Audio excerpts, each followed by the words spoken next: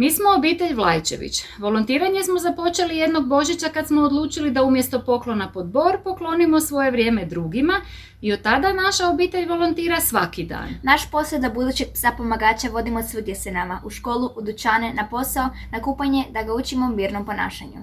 Na taj smo način upoznali jako puno dragih ljudi, različitih zanimanja, različitih razmišljanja, ali s istim ciljem da pomognemo.